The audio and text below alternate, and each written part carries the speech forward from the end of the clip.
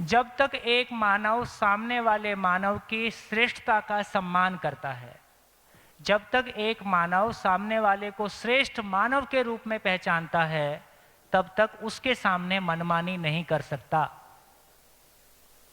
यह ठीक लगता है? जब तक एक मानव दूसरे को श्रेष्ठ मानता है, तब तक उसके सामने मनमानी नहीं कर सकता। ऐसा है? सहमति? सहमति।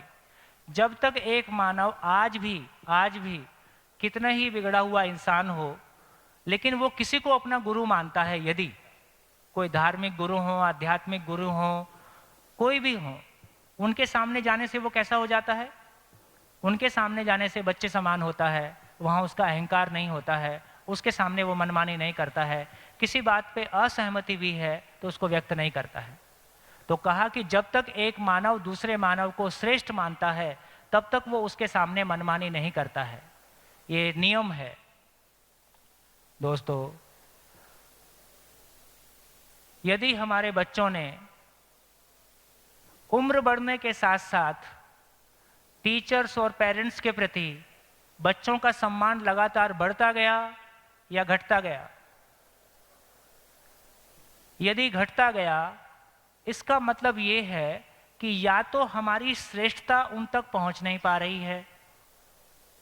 यदि घटता गया, इसका मतलब ये है कि या तो हमारी श्रेष्ठता उन तक पहुंच नहीं पा रही है, या हम श्रेष्ठ नहीं हैं।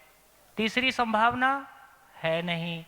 यदि हम श्रेष्ठ हैं तो अपनी श्रेष्ठता को पहुंचाने की जिम्मेदारी भी हमारी ही है। तो दोस्तों, माला तो अपने गले ही में ही है और उसका सारा दर्शन अपने ही परिवार में होता है। मेरा ये मानना है, अभी के बच्चों का अवतरण माँ बाप का उद्धार करने के लिए हुआ है। कैसे? क्योंकि दूसरों को तो हमको निपटाना आता है। किसी को पद से निपटा दिया, किसी को धन से निपटा दिया, किसी को जनबल से निपटा दिया। वो घर में बच्चे के सामने कौन सा पद काम करेगा? बच्चे के सामने, मेरे बेटे के सामने मेरा कोई पद काम करेगा? कितना पैसा होने से मेरा बच्चा मुझसे प्रभावित रहेगा? नहीं होगा। बच्चे के सामने ना पद काम करता है, वहां ना धन काम करता है, और जो काम करता है वो मेरे पास या तो है नहीं या अधूरा है। इसलिए बच्चों के मामले में जब हम आते हैं तो हम अपने आप को असहाय पाने की जगह में आते हैं। दोस्तों, क्या पीड़ा एक माँ बाप की हो सकती है।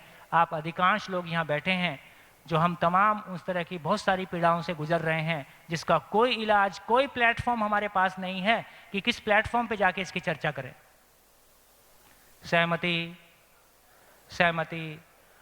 दोस्तों, कम से कम एक जगह हमको ऐसी मिली। आज हम अपने परिवार के रूप में हैं, एक बड़े परिवार में हैं, जहां हमारी जिंदगी की वास्तविक समस्याएं हैं, उन समस्याओं के जहां रूट्स हैं, उन पे हम बात कर सकें, अपने आप को इवॉल्व कर सकें और 2020 के नज़दीक आ सकें, ताकि आमने सामने बैठ के कुछ ठीक से बात होने की संभावना बने। तो दोस्तों, बच्चे मूलतः जिज्ञासु, बच्चों में कमी नहीं है। मैं फिर से कहना चाहता हूँ, बच्चे हमारे व्यवहार का आईना है। बच्चे हमारे व्यवहार का आईना है। जब मैं हमारे बोलता हूँ तो माँ बाप और शिक्षक, हम सभी उसमें शामिल हैं, समाज उसमें शामिल है। माँ के पेट से कोई बच्चा गलती लेके नहीं आया था, इसका मतलब यह हुआ हम बड़े लोगों से ही कोई गलती हुई है जो उस बच्चे के व्यवहार में रिफ्लेक्ट होती है। यदि इस जिम्मेदारी को हम इस रूप में स्वीकारते हैं तो शायद आगे चलने का तरीका निकलता है। तो विद्यालय को परिवार हो जाने की आवश्यकता है, परिवार को विद्यालय हो जाने की आवश्यकता है।